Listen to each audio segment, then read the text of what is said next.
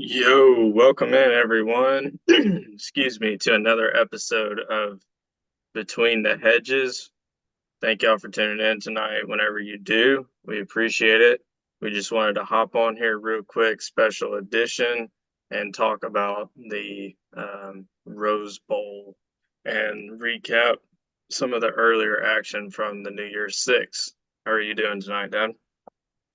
All good, all good. Happy New Year to everybody. Hope everybody's had a safe and uh safe New Year celebration, all that good stuff, and enjoying the football games we've had to the bowl games we've had to, you know, watch today. Some good ones have come on so far. And we're in the middle of the Rose Bowl right now. Alabama, Michigan. You got Michigan leading Alabama 13-10 right now. So it sets up for a very interesting second half. And it's gonna be interesting to see what adjustments are made and who's gonna end up pulling out the W to make it to the national championship game next week. Yeah, man. This has turned out to be, the kind of the game that we expected for it to be. Little knockdown, drag 'em out fight. It's battle of the trenches, which we were kind of hoping Georgia would be able to make it that and dominate on the line of scrimmage, but that did not happen, and Michigan is doing it right now, holding Alabama to less than 100 yards of total offense. Milrow doesn't look like the same quarterback.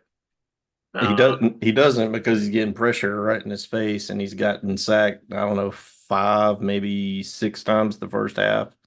So I mean, they are taking it to him and you know, it's that's the game plan I wish we would have been able to enact. Georgia speaking, I wish in the SEC championship game that's what we would have been able to um, employ and execute. But it just wasn't in the cards that day, I guess. And they're doing it, and you're seeing the results. I mean, the only time Alabama even scored the touchdown was on that short field after the muff punt, right? Yeah. So, it's definitely one of those things where you have a month to prepare. Everybody was saying that really helps Nick Saban. Obviously, it helps Jim Harbaugh too, and you've got just two top tier coaches and coaching staffs going at it. You've got a lot of NFL bodies on the field right now. Oh, Um, that's the point I was making in our preview about Michigan. The thing that I heard they were going to possibly break Georgia's record for the most NFL picks in a single draft. And if they do that, if that comes to fruition, I mean, that means they've got some bodies and some studs on that team, and their defense is playing legit so far. I mean, they've they're, bottled Alabama up. they're solid. They're definitely doing their job. They've figured out how to keep Milrow in the pocket, and And whenever put him on his he, backside a few times too. yeah, and even Nick Saban's like, we've got to keep him upright. 5 or 6 sacks, they stop drives, and he kind of looked like a guy that didn't have many answers for what was He going looked on. rattled. He did look rattled in that first half song when they show those tight shots of, you look inside his helmet, you can almost see in his eyes where he almost looked like he was a little rattled with, some of those first few drives, the way they were going and how many hits he was taking. Shoot, I remember one play he took off, uh, you know, out of the pocket, scrambling, and he got, I don't know, 2 or 3 yards away from the first down. He spins around and just slides weird, but rather than trying to get the first down, it was a third down play. I'm like, why didn't he try to get the first down? He could have had it. And it just speaks to him just getting knocked out of his game, really, to start off with. I mean, because I think they just hit him in the mouth and he didn't know how to absorb that at first. It just knocked him out of his Uh, the, rhythm. this is not the typical experienced, highly touted quarterback that Alabama's had the last, few times. And, a lot of people are saying too, this is Nick Saban's best coaching job of his career, which I would agree because that's what I thought Georgia would be able to exploit. There are just some holes on this team, especially on the like they're offensive line.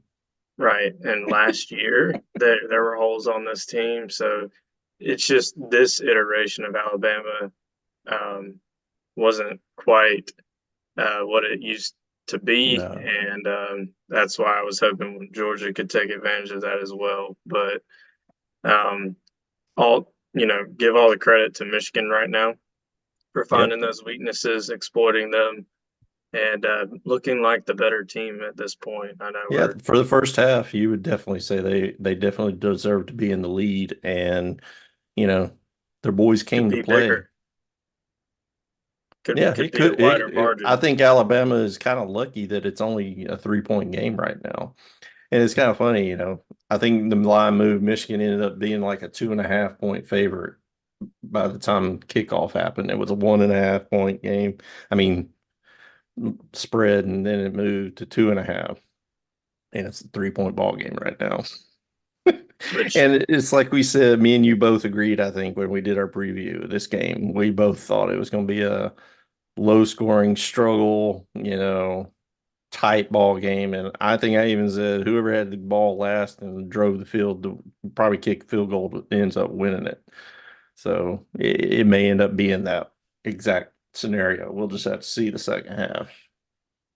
it's setting up to be a game like that because Nick Saban's one of the best, if not the best, at halftime adjustments. The Bulldogs are not immune to that. We've had a couple of second half just times where they made the adjustments and we didn't, or they just made the plays in the second half.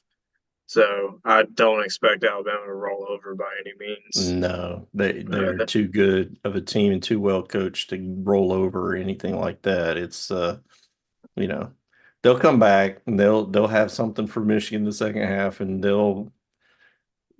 Michigan will have to withstand their momentum once they get it going and see what happens yeah, from that point on. I agree. So it's shaping up to be a really good second half. I know it'll be starting here shortly. So, I look forward to finishing watching that and we can share our thoughts on that on our next show, which I think we're going to do another one here about halftime of game two, if that Something sounds like that. good. Yeah, Yeah. I'm game, or maybe towards the end or something we can talk about, how both of them went and who won and who's playing for the Natty, and go forward from there. Yeah. But just to transition here a little bit, I do want to pound the drums and beat our chests about how Georgia came out and just put a shellacking on Florida. I I don't Matthew care what. Matthew nailed it. Yeah, he Matthew, said it he might said be it was going to be 80. like he said it was going to be like TCU last year, and the Lord help if it wasn't. It was even worse. It was better for us. Well, I mean, it was a worse beating than Yeah, TCU. I mean, you win last year by what was it, 56 points, 57 points, something like that. And you're like, that's the largest bowl victory ever in the history of bowl games. And oh, hold on, we got you 63-3, 60 hold point my win. beer. Yep, exactly. Uh, it's pretty astonishing the not only the margin of victory, but just the total dominance, even with Florida State being down to 29 scholarship players. I don't believe that. That's what they said I on the don't believe they only had broadcast. 29 scholarship players. I could believe that 29 weren't there, but being down to 29 From is, 85, that means they had almost 60 guys missing. and if that's the Uh, case, then something should that Florida State should be punished for that yeah. because that they ruined the product on the field if that was the case. Um, But, Well, you know, they had a all the lot of excuses. opt-outs. They had a lot of opt-outs. They had some injuries. They had some portal guys. Guess what? So did Georgia. So did Georgia Georgia. had five starters that did not play due to injury. We had what, 19, 20, 21, something like portal people, guys enter the portal. So, I mean, we came with who we played, who we brought. They did the same thing, and you saw the result. There was no dispute who the better team was on the field that day. I mean, yeah, there's no doubt. 63-3 is about as bad as it gets. I I think we see could have scored Matthew 100 joined if. us. I see Matthew joined us on the chat. He's watching us. He said, "Y'all got to listen to me next time." Well, we probably, you make some good points, so we'll start listening more. How about that? We can promise that. I mean, we all thought it was going to be a blowout because of all the opt-outs, all the players not there.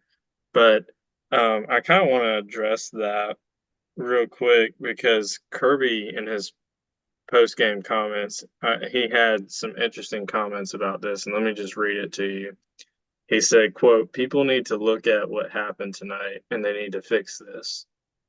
Everybody is saying we had our guys. Florida State didn't have their guys. I can listen to all that, but college football has got to decide what they want.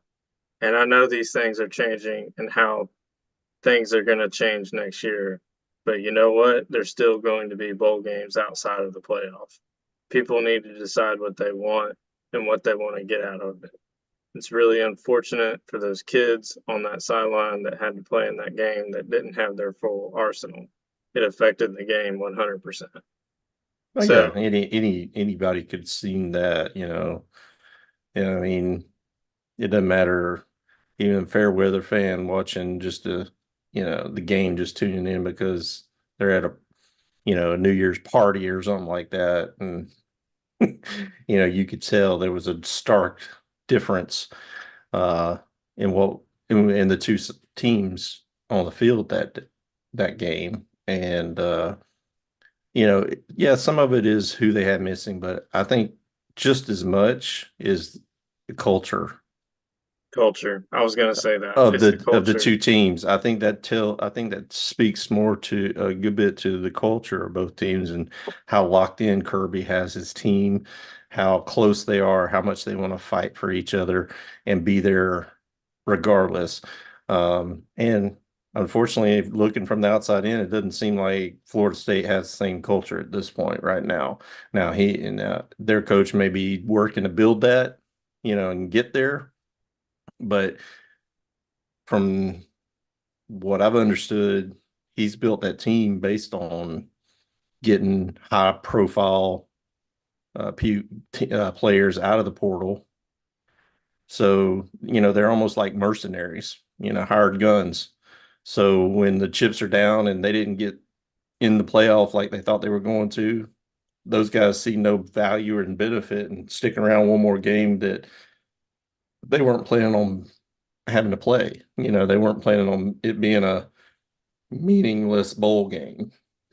Right. So, you know, um, and you saw how much it meant to Georgia. I mean, you could tell they were locked in, they were ready to unleash, and it didn't matter what they did. They were successful on the field. Florida State had no answers all night long. No answer. You just look at all the guys that have come out today declaring for the NFL draft for UGA. Yeah, Every single one of those guys could have said, you know what?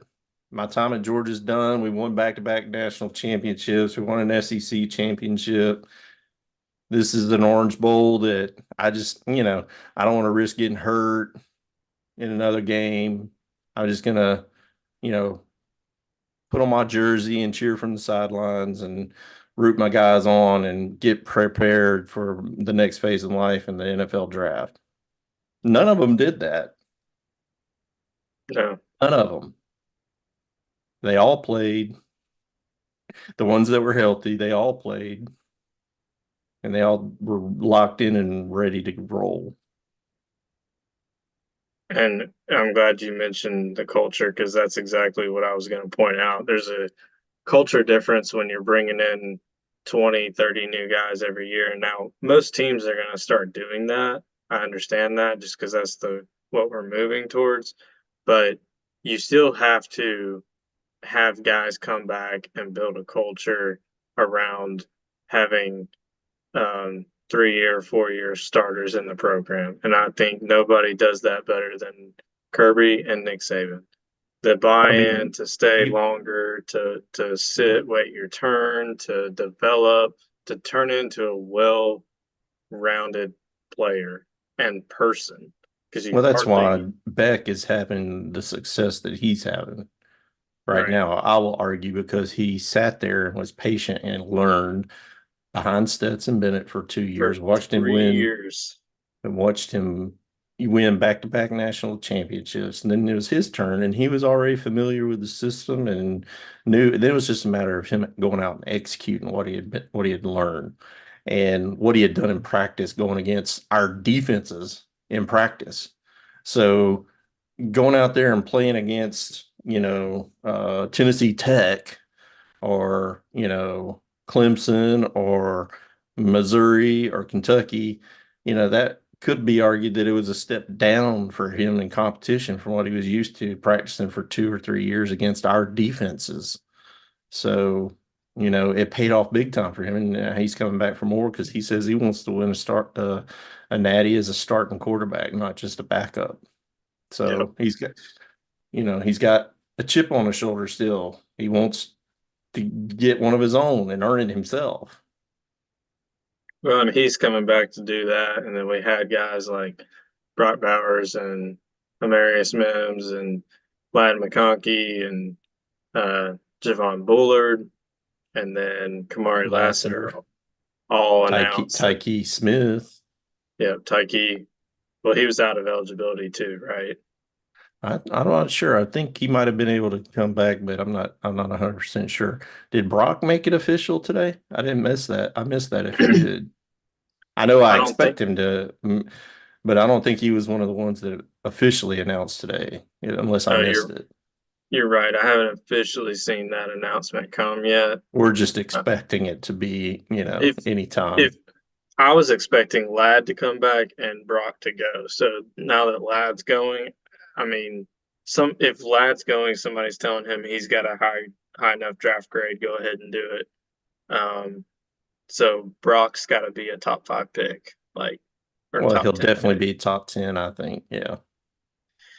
So that I don't see a scenario where he comes back unless he's just like, you know what, I just want to do this one more time and try to win a Heisman, win another national championship, be the first ever tight end to win three straight uh, awards for being the greatest tight end in the country.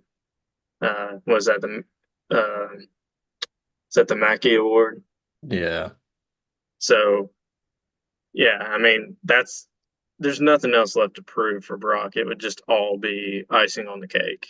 Yeah. Um, Well, we shout thought out to that all those guys. They like I said, they put it on the field their final game against FSU. It wouldn't have turned out quite the way it did if they opted out. You know, a lot of those guys came in, led the young guys, set the tone in the game. And then when the young guys came in there, it was, they were just hungry for their chance and they would I think our second and third teamers beat the FSU second team 21 or 24 or 28 to nothing in the second half. So, um, yeah. still would have been a victory by a wide margin, regardless. But their leadership can't be diminished. So No, shout out to those guys. Good luck going to the next phase of their careers. I hope they all get drafted in good situations and they fulfill their dreams. And they're all damn good dogs, and be rooting for them and watching their careers as they progress. yep, absolutely. Um, and just to give a little live update here, the Rose Bowl's kicked off again. It looks like Um, Alabama's had the ball and then had to punt it back to Michigan here. So um, still 13-10. Uh, kind of looking like same. We're a few minutes in, and it's kind of looking like the same as the first half so far. Alabama's not been able to do much on offense, and Michigan's still the aggressor. So Well, be let's get back in there and watch the rest of it, and we'll come back on a little bit later and react to the final of this one and the Washington Texas game and see what we got for a national championship going next week. Because yep. this next Monday, right? Next Monday, 8 p.m., and it's in Houston. For those of you who don't know, so home of the Texans. That's where they're going to be playing it. So we're going to have a Texas uh, location for national championship. So I'm guessing the Longhorns are hoping that they can come home and kind of be, just a short drive from home for that game. That'd be a Yeah. pseudo home game for them. I think a couple guys that we missed declaring for the NFL draft today, the running backs, Dejon Edwards and Kendall Yes. Milton. Both of those guys, they paid their dues. They led us, you know, leaders on the team. And both of those guys are moving on to the next phase of their careers now. So didn't want to leave them off. Yeah, definitely not. Thanks for that. They were both awesome at what they Kendall do. Milton just had he when he was healthy the second half of the season, he showed you what he's capable of. And I And think that's why he's going. I mean he when he's right, he is something to watch. And I would not want to try to tackle that Joker. He was looking like Derrick Henry out there for real. He's a big fast running back when he's healthy. So hopefully they both get drafted to places that value the running back still and know their worth and you know how to use those two guys because they need to be used very differently. But definitely both can bring a lot of value to an NFL roster. So I'd be Yeah, excited to watch I those guys agree. play as well. But yeah, let's go enjoy the remaining quarter and a half here or so of the Rose Bowl, and then we'll be back on a little bit later to talk about Texas Washington, the end of this game, and what the matchup looks like going into next Monday. Y'all take care, and we'll see y'all in a little bit. Thanks for watching. As always, go Dogs. Go Dogs.